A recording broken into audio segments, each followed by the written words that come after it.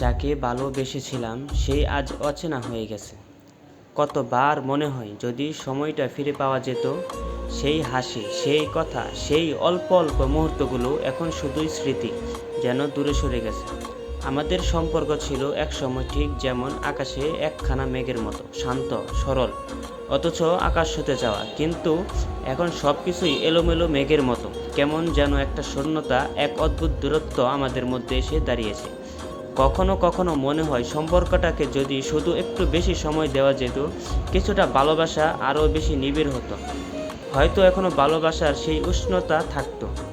আমরা যদি কখনো একে অপরকে পুরোপুরি জানতাম, যদি কখনো নিজের ভিতরের অন্ধকার এবং আলো একে অপরকে দেখানোর সুযোগ পেতাম, তাহলে হয়তো আজ এমন জায়গায় পৌঁছাতাম না।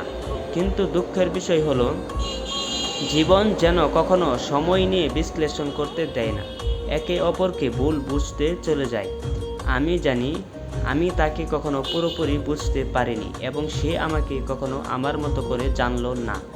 এখন যখন একা বসে আছি, এই একাকিত্বের মধ্যে শুধুই একটি প্রশ্ন ঘুরপাক খাচ্ছে: আমরা কেন এভাবে এত দূরে চলে গেলাম? যদিও জানি এইসব প্রশ্নের কোনো সঠিক উত্তর কখনো পাওয়া যাবে না, তবুও মনে হয় ভালোবাসার চিরকালীন শূন্যতা কখনো পূর্ণ হবে না।